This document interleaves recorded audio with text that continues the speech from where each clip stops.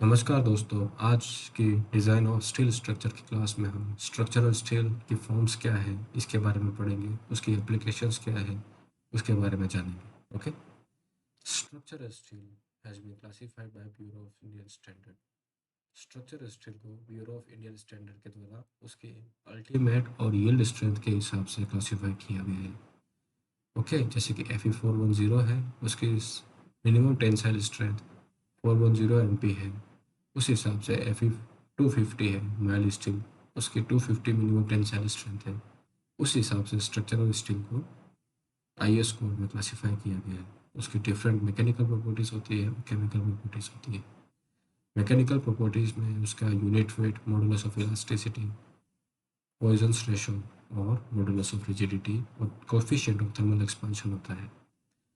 IS code 800 में structural steel की जो मैकेनिकल प्रॉपर्टी दे रखी है वो है, उसकी डेंसिटी यूनिट मास दे रखा है 7850 kg per metre cube. Modulus of elasticity दे रखा है 2 × 10⁵ newton per m square. Poisson's ratio दे रखा है 0.3। मॉडुलस ऑफ रिजिडिटी दे रखा है 0.796 × 10⁵ newton per m square. Okay, उसका कोफिशिएंट ऑफ थर्मल एक्सपेंशन दे रखा है 2 × 10⁻⁶ पर डिग्री सेंटीग्रेड। उसके बाद स्ट्रक्चरल स्टील के जो प्रॉपर्टीज़ होती है वो उसके केमिकल कंपोजिशंस के साथ वेरी करती है। केमिकल कंपोजिशंस जैसे स्टील के साथ उसमें कार्बन, सल्फर, फॉस्फोरस की कितनी क्वांटिटी है उसके हिसाब से एक हम कार्बन इक्विवेलेंट निकालते हैं। इस कार्बन इक्विवेलेंट से हम कह सकते हैं कि इस स्टील की डक्टिलिटी कितनी है, इसकी ब्रिटलनेस कितनी है। ओके, इसकी मतलब कोरोजन रेजिस्टेंस प्रॉपर्टी उसमें और अदर एलॉइंग प्रॉपर्टी जैसे क्रोमियम, निकल, मोलिब्डेनम मिक्स करके और इम्प्रूव की जा सकती है। इसके बारे में हमने कल की क्लास में टाइप्स ऑफ स्टील में पढ़ा था। ओके, तो स्ट्रक्चरल स्टील फॉर्म में सबसे पहला हम पढ़ेंगे hot rolled steel section. Hot rolling is a milling process, okay, which involves the rolling of steel at very high temperature. और ये टेम्परेचर कितना रहता है? Beyond recrystallization temperature of steel, जो कि लगभग 1300 से 1700 फ़ारेनहाइट डिग्री टेम्परेचर तक का होता है। ठीक है ना? उस टेम्परेचर पे जब स्टील को रेड हॉट हीट करके हम रोल करके अलग पर्टिकुलर सेक्शंस में कन्वर्ट करते हैं, उस टाइम जो स्टील का क्रॉस सेक्शंस मिलता है उसको अपन हॉट रोल स्टील सेक्शंस कहते हैं। आप इस डायग्राम में देख सकते हैं हमको इन रोलर्स पे स्टील के क्रॉस सेक्शंस जैसे बन रहे हैं, है ना? तो इन स्टील्स की एप्लीकेशंस क्या होती है कि हम रेलवे ट्रैक्स में IS के जो स्टील सेक्शंस हम यूज़ करते हैं, जैसे बीम सेक्शंस हो गया, चैनल सेक्शंस हो गया, एंगल सेक्शंस हो गया, वहाँ पे हम हॉट रोल स्टील सेक्शंस का यूज़ करते हैं। इसको पहचानते कैसे हैं? इसको सिंपली अपन देख सकते हैं, देख के पहचान सकते हैं कि स्टील जो बनता है इसकी जो कॉर्नर एजेस होती है वो कैसी होती है? राउंडेड होती है, और इसकी जो सरफेस होती है वो वेल फिनिश्ड नहीं होती है। ओके, तो कंपैरेटिव एनालिसिस स्टडी में हम देखते हैं कोल्ड रोल स्टील्स क्या होते हैं। ये हॉट रोल ही होते हैं, पर उसकी फर्दर प्रोसेसिंग की जाती है कोल्ड रिडक्शन मिल में। इसमें क्या किया जाता है कि उसका टेम्परेचर है वो रिड्यूस करके रूम टेम्परेचर पे लाया जाता है। उसके बाद इसकी एनेलिंग की जाती है, उसके बाद इसकी टेम्परिंग करके हम कोल्ड रोल स्टील्स को बनाते हैं। इस प्रोसेस को फॉलो करते हैं तो कार्बन का कंटेंट जो होता है वो हॉट रोल स्टील सेक्शन से ज़्यादा आता है, तो इससे इसकी ब्रिटलनेस और टेंसाइल स्ट्रेंथ बढ़ जाती है। दूसरा यह है कि इस तरह के जो कोल्ड रोल स्टील्स होते हैं इसकी जो एजेस होती है वो बहुत शार्प होती है, सरफेस जो होती है वो बहुत स्मूथ फिनिश, ऑयली फिनिश होती है। इस टाइप के कोल्ड रोल स्टील्स का एप्लीकेशंस कहाँ होता है? जैसे कि इंजिन्स में, फर्नीचर्स में, मेटल कंटेनर्स में, और फैंस की जो प्लेट्स होती है वहाँ पे अपन कोल्ड रोल स्टील्स का यूज़ करते हैं। ओके, तो अगला स्ट्रक्चरल स्टील फॉर्म्स है tubular structure steel. Tubular structural steel are the hollow of varying thickness and dimensions. ये अलग अलग थिकनेस और अलग अलग डायमेंशंस के होते हैं। इसकी प्रॉपर्टीज़ IS 1161 1998 में डिफाइन कर रखी है।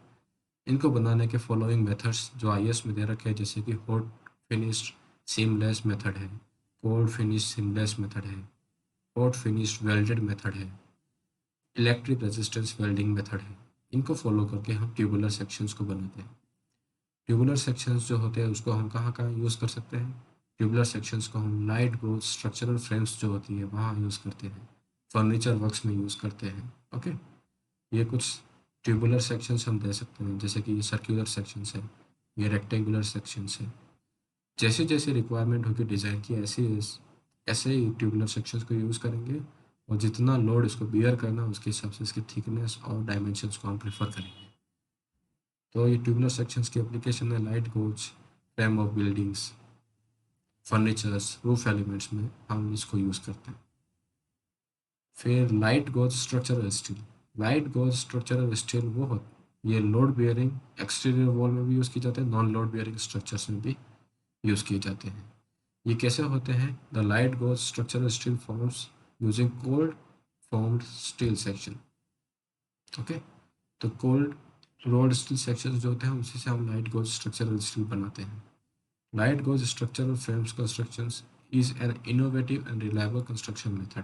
क्यों? क्योंकि जहाँ जहाँ पे भी पुराने टाइम में हम वुडन के फ्रेम्स बनाते थे, वुडन के कॉलम यूज़ करते थे, तो ये टाइम भी ज़्यादा लेता था और कंस्ट्रक्शन की कॉस्ट भी ज़्यादा आती थी। कहीं पे लकड़ी अगर अवेलेबल नहीं है तो वहाँ पे अगर वुडन फ्रेम्स या वुडन कॉलम्स या वुडन बीम्स का यूज़ करते थे तो वो एक तो स्पेस ज़्यादा घेरते कवर करते थे, और उसकी मतलब लाइफ भी कम रहती थी। ओके, तो वहाँ पे उसके सप्लीमेंट में हम structural light gauge structural steels को यूज़ करते हैं। ओके, तो उसकी एडवांटेज क्या है कि इसकी इजी बिल्डेबिलिटी रहती है, अच्छी स्ट्रेंथ रहती है, डिज़ाइन में फ्लेक्सिबिलिटी मिलती है, इसकी लाइफ भी बहुत ज़्यादा रहती है, और ये लाइट इन वेट होता है। ओके, और इसकी सेल्वेज वैल्यू, मतलब जब उस स्ट्रक्चर का अपन ने यूज़ नहीं करना है और उसको डिकन्स्ट्रक्ट करना है, उसके बाद वो एलिमेंट की जो वैल्यू हो, कॉस्ट होती है, वो अपने पास अच्छी रहती है। इसकी एप्लीकेशन हम पार्टीशन वॉल्स में देख सकते हैं, लोड बियरिंग वॉल्स में भी देख सकते हैं, जैसे कि इस डायग्राम में बताया है कि पार्टीशन वॉल में लाइट गोज स्ट्रक्चरल फ्रेम को यूज़ किया हुआ है। ओके, ये लोड बियरिंग बिल्डिंग्स में भी हम इसका यूज़ कर सकते हैं। फिर स्ट्रक्चरल स्टील लाइट गोज के जो होते हैं वो फ्लोरिंग सिस्टम में भी यूज़ करते हैं, जहाँ पे जनरली हम चैनल्स के बीम की तरह यूज़ करते हैं, चैनल सेक्शंस को यूज़ करते हैं और वेयरिंग साइज। जैसे कि फ्लोरिंग कर रखी है, उसमें हमने यहाँ पे चैनल सेक्शंस डाले हैं लाइट गोज के। ओके, फिर रूफ में हम रूफ ट्रसेस जो होते हैं वहाँ पे हम लाइट गोज स्ट्रक्चरल स्टील को यूज़ करते हैं। तो roof trusses is generally a steel truss system. Okay, कैसा होता है? ये स्टील ट्रस सिस्टम होता है which can be design for a metal sheets और टाइल। फिर उसके ऊपर जो लोड आएगा वो किसका आएगा? विंड लोड आएगा, उसका सेल्फ वेट ही आएगा। तो इतने कम लोड के लिए हम इस तरह के लाइट गोज स्टील स्ट्रक्चर को डिज़ाइन करते हैं। तो ये सारे के सारे कैसे हैं? लाइट गोज स्टील स्ट्रक्चर के एग्जाम्पल हो। ठीक है, तो हमने hot role steel beams sections देखे थे, तो उसमें अपने इंडियन स्टैंडर्ड में जो जनरली यूज़ आते हैं वो कौन से होते हैं, कौन से यूज़ में आते हैं? जैसे ISJB है, Indian standard junior beam sections है, ISLB है, इंडियन स्टैंडर्ड लाइट बीम है, ISMB है, इंडियन स्टैंडर्ड मीडियम बीम है। ये अलग अलग टाइप के बीम है जिसकी अलग अलग एप्लीकेशंस है। ये कहाँ डिफाइन कर रखा है? IS हैंडबुक SP6 में इसको बताया हुआ है, जिसमें जैसे कि ये है the handbook for SP6 1964, handbook for structural engineer. इसमें अलग अलग स्टील के सेक्शंस दे रखे हैं।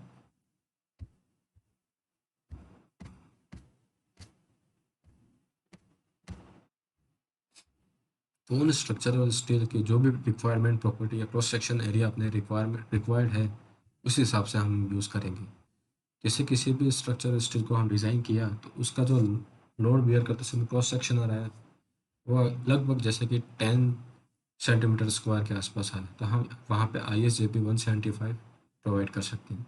ये 175 जो होता है वो क्या होता है?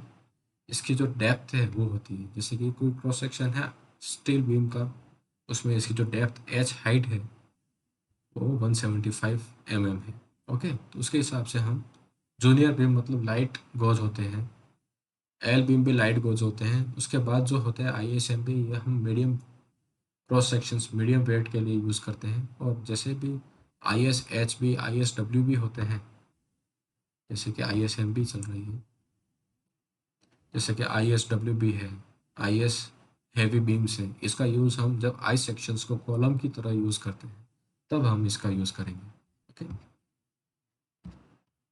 फिर चैनल सेक्शंस हो गए, हॉट रोड चैनल सेक्शंस हो गए। चैनल सेक्शंस में हम उसको डिवाइन करते हैं, जैसे कि ISJC है, इंडियन स्टैंडर्ड जूनियर चैनल। फिर यहाँ पे उसकी जो एच हाइट है, वेब की जो हाइट है वो बताई जाती है 100। फिर उसका सेक्शनल एरिया, वेट पर मीटर कितना है, डेप्थ ऑफ सेक्शंस कितनी है, 100 है, विड्थ ऑफ फ्लेंज कितना है, थिकनेस कितनी है। तो ये सारी प्रॉपर्टीज़ दे रखी होती है, इन प्रॉपर्टीज़ को हम सीधा यूज़ करते हैं। जैसे हमने कोई डिज़ाइन किया सेक्शंस, तो उसके हिसाब से उस सेक्शंस का एरिया हमें पता रहता है। उस एरिया के हिसाब से हमें इकोनॉमी देखनी होती है, जैसे कि हमारा 10 सेंटीमीटर का इस एरिया का हमें कोई चैनल सेक्शंस प्रोवाइड कराना है, तो सबसे बेस्ट होगा ISJC 125 प्रोवाइड कराएंगे। ओके। तो उसकी डेप्थ कितनी होगी, उसका सेंटर ऑफ ग्रेविटी कहाँ रहेगी, थिकनेस कितनी रहेगी, मोमेंट ऑफ इनर्शिया कितना रहेगा, उसके हिसाब से हम फिर से वेरीफाई करेंगे कि ये चैनल सेक्शन अगर उस डिज़ाइन में प्रोवाइड कराते हैं तो हमारा डिज़ाइन सेफ है कि नहीं है। ओके। इस तरह से अलग अलग चैनल सेक्शंस होते हैं। फिर इक्वल एंगल्स होते हैं, एंगल को डिज़ाइन करते हैं, डेजिग्नेशन होता है ISA 2020। इसका मतलब होता है इंडियन स्टैंडर्ड एंगल। 20 mm उसकी इस लेग का, इस लेग की लेंथ होती है, और दूसरी 20 जो होती है वो परपेंडिकुलर लेग की लेंथ होती है। उसकी जो साइज़ होती है वो कितनी होती है, 20/20 mm होती है। थिकनेस डिफाइन होती है अलग अलग लेग की, 3 mm 4 mm। Cross sectional area होता है, सेंटर ऑफ ग्रेविटी होती है। ओके। फिर अनइक्वल सेक्शंस होते हैं।